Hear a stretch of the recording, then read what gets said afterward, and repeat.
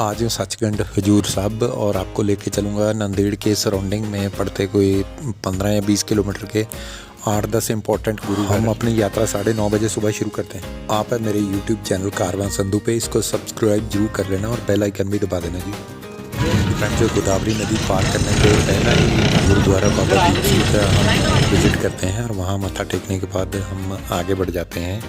प्यारे दोस्तों, जुल्म के ख़िलाफ़, मुग़लों के जुल्म के ख़िलाफ़ जो गुरु गोविंद सिंह जी ने हक़ और इंसाफ की जो जंग लड़ी थी, वो गुरु नानक देव जी से ये चली आ रही है। गुरु नानक देव जी ने ये वचन किए थे कि हम 10वें जामे में आके मूले का उद्धार करेंगे, और फिर वही हुआ। जो गुरुद्वारा साहब का नाम अभी शिखार के नाम से प्रचलित है। फ्रेंड्स, सिख इतिहास के तीर्थ स्थान जैसे हम विजिट करते हैं तो हमें एहसास होता है कि गुरुओं की महिमा कितनी अपरम अपार थी और कितनी अभेद थी।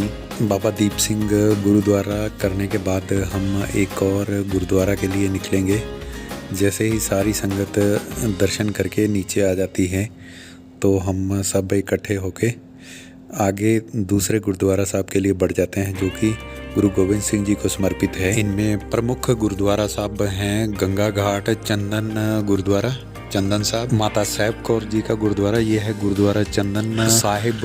यहाँ पे इसकी तप स्थान की दीवारों पे लोग अपनी विशेष तप स्थान की दीवार पे लिख के आगे बढ़ जाते हैं ताकि उनकी विशेष पूरी हो सकें। हर गुरु स्थान और गुरुद्वारा हमें नेकी पे चलने और अच्छे कर्म करने और सब मानवता की भलाई करने के लिए प्रेरित करता है। इनफैक्ट जो हमसे बैर करता है उसे भी हम सही रास्ते पे लाने के लिए प्रेरित करता है। इन सब में जैसे हीराघाट गुरुद्वारा भी बहुत बढ़िया और सुंदर ढंग से बनाया गया है, और ऐसे ही माल टेकड़ी। प्यारे दोस्तों, हर गुरु घर एक कहानी कहता है और एक दास्तान कहता है, और हमारा इतिहास हमें बताता है कि किस तरह से बलिदान देके गरीबों और कुचले हुए लोगों की रक्षा की थी सिख पंथ ने।